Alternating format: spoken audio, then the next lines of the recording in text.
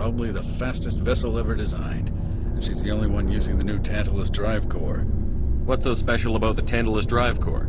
Proportionally, it's about twice the size of any other vessel. Not only are we faster, we can run at FTL speeds longer before we have to discharge the core. Where else have you served, Adams?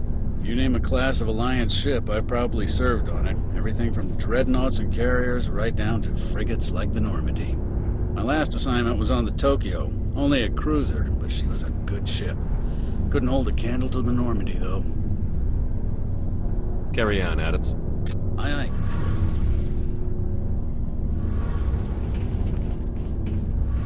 Your ship's amazing, Shepard. I've never seen a drive core like this before. I can't believe you were able to fit it into a ship this small. I'm starting to understand why you humans have been so successful. I had no idea Alliance vessels were so advanced.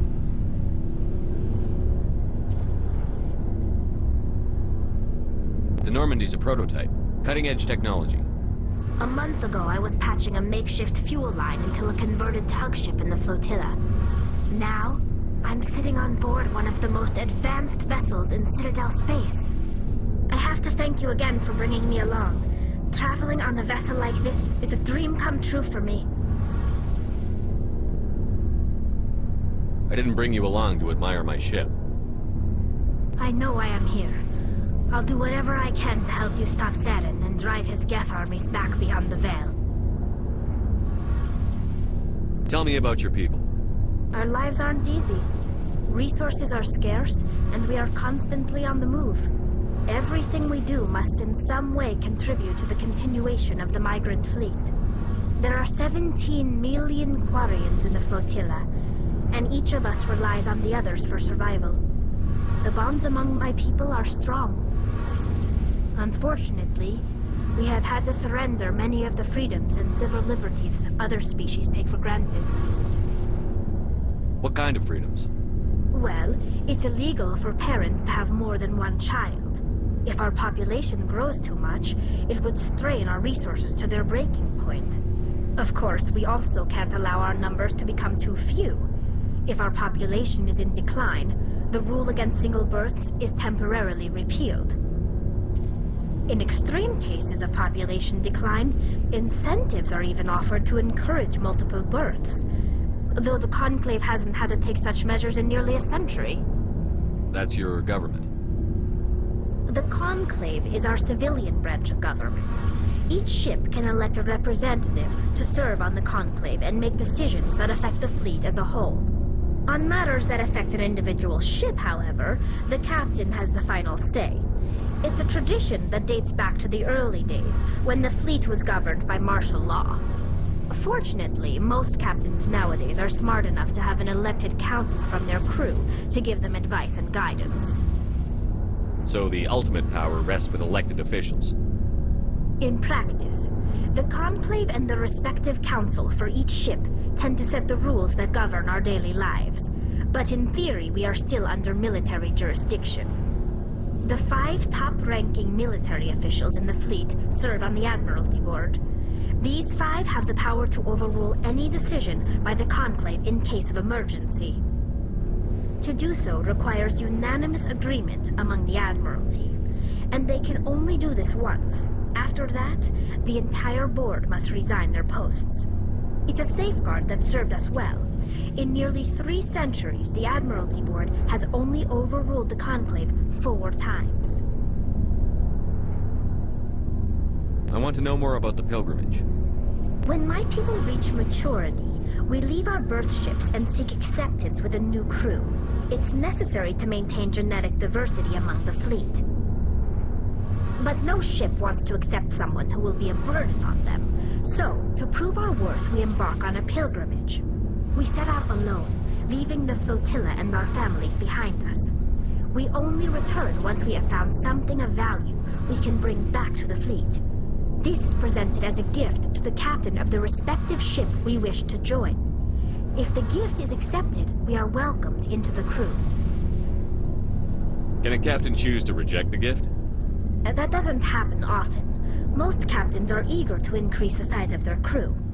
It increases their own standing in our society. Even when a gift is not particularly valuable, the captain usually accepts it out of a sense of tradition. However, there is a stigma to presenting a substandard gift. It's not the best way to make a good impression on a new community. Most pilgrims don't return until they find something worthwhile. I want to talk about something else. Like what? I want to know more about the Geth. I doubt I can tell you anything you don't already know. It's been almost 3 centuries since they drove my people into exile. All I know is the story of their origins. What they were when we created them, and how they turned on us.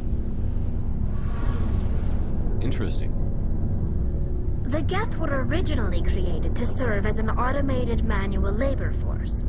Initially, their intelligence was as limited as any VI. Over time, we made small modifications to their programming to allow them to perform more varied and complex tasks, bringing them closer and closer to true AI status. How come the Council didn't step in and stop you? This wasn't true AI research. We may have been skirting the bounds of the law, but we never did anything that was actually illegal. The changes were so insignificant, so gradual, that we were able to control them. Or so we thought. But one thing we underestimated was the power of the neural network.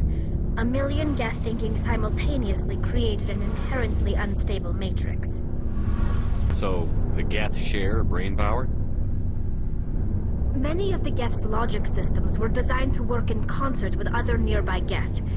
Basically, the more of them you have in a group, the smarter they are. So there's some sort of group consciousness? No, nothing like that. They cannot share sensory data or information. Their programming cannot handle that much simultaneous input.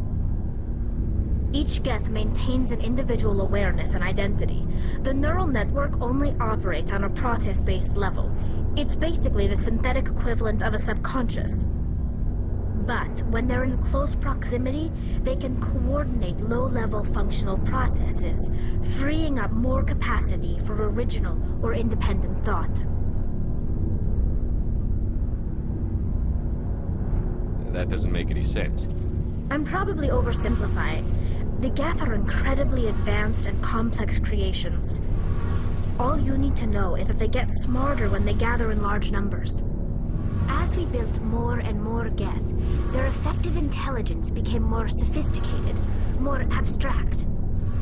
One day, a Geth began to ask its Quarian overseer questions about the nature of its existence. Am I alive? Why am I here? What is my purpose? As you can imagine, this caused a near panic among my people. I don't see what's so bad about those questions. The Geth were created to engage in mundane, repetitive, or dangerous manual labor. That's fine for machines, but it won't satisfy a sentient being for long. The Geth were showing signs of rudimentary self-awareness and independent thought. If the Geth were intelligent, then we were essentially using them as slaves. It was inevitable the newly sentient Geth would rebel against their situation. We knew they would rise up against us, so we acted first. A general order went out across all Quarian-controlled systems to permanently deactivate all Geth. The Geth responded to this order violently. You can't blame them for fighting for their survival. We had no other choice. The Geth were already on the verge of revolution. By acting quickly, we had a chance to end the war before it began. The hope was that most of the Geth would still be little more than machines, incapable of organized resistance. But they had progressed much further than anyone anticipated.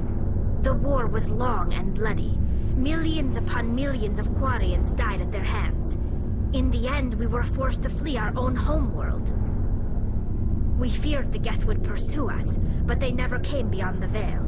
Now we drift through space, exile searching for a way to reclaim what was once ours.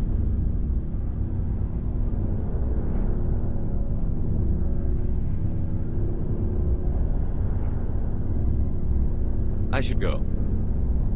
See you later.